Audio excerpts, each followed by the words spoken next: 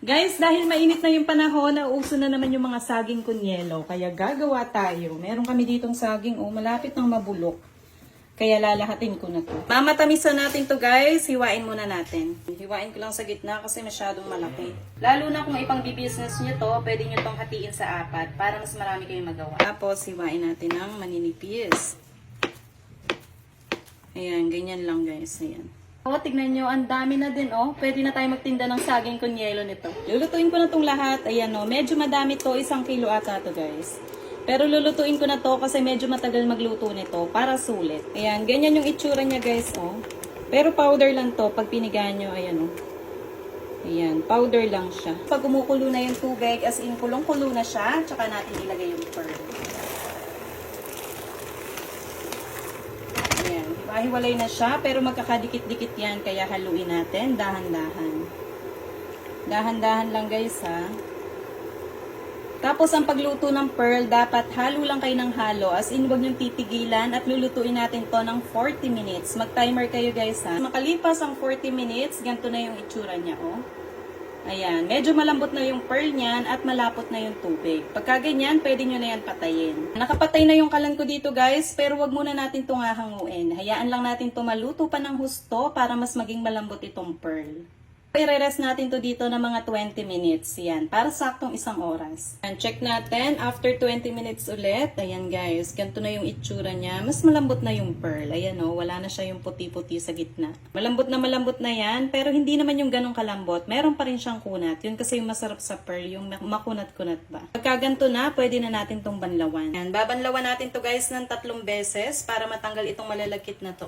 Kasi hindi kinakain yan. Kailangan sa strainer nyo to banlawan guys para malaglag yung mga itim-itim na yan. Ayan, okay na to. Wala na yung malalagkit, pwede na to.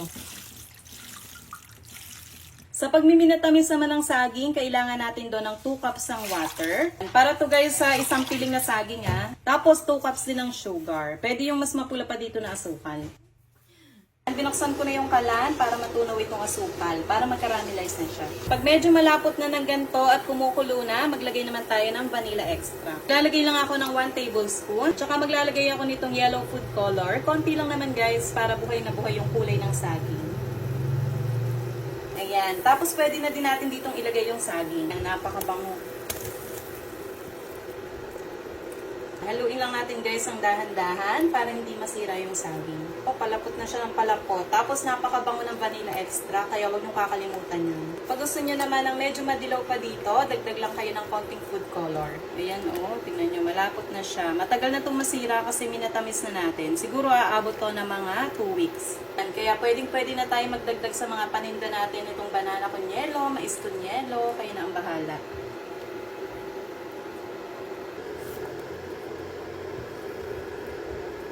Ayan, okay na siya guys. Naluto na yung saging at nag-caramelize na din itong sugar. Pagka ganito na, ilagay na din natin dito yung sago. Pero kung ayaw nyo naman ng pearl na to, pwede kayo dito magpalit ng sago na puti na nabibili sa palengke para luto na. Haluin lang natin at itong sago, dito na din siya magka-caramelize.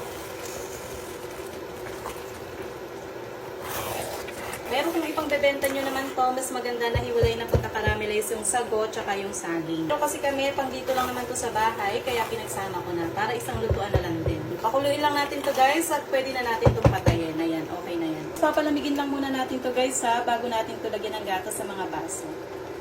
Kunyari may order guys, so ang gagamitin ko itong pang milk tea na medium size. Ito, meron na akong pinalamig dito, malamig na to.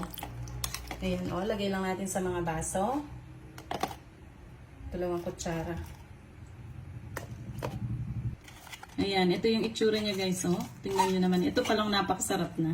Pag ipangbebenta nyo to, crush ice yung gagamitin nyo. Kaso wala ako, kaya itong cube ice na lang. Tapos gatas. Ito yung gamit ko, hindi siya sponsored, pero ito yung masarap pang halo-halo. Ayan, punuin lang natin. Naglalagay tayo dito ng patoppings. Tigil 1 kutsara lang. Diba? Pwede na tayo magtinda guys ng banana kunyelo Ayan na siya. Try nga natin. Parang napakasarap. Parang hindi na kailangan lagyan ng asukal. Ayan. Tapos, ang lapot ng pinaka-milk niya, oh. Dahil dun sa minatamis. Ayan, oh. Try natin. Ayan, try natin. Para makita natin kung lalagyan pa ba siya ng asukal. Saktong-sakto na yung tamis niya. Hindi nyo na dito kailangan maglagay ng asukal. Napakasarap, napaka-creamy. Lasang-lasa yung saging, yung pearl, makunat-kunat. Tapos lasang-lasa yung vanilla extract. Grabe guys, itry nyo na din to. Bagay na bagay to sa panahon ngayon. Magtatag-init na. Kaya pwedeng-pwede nyo to ipandagdag sa business nyo. Oh.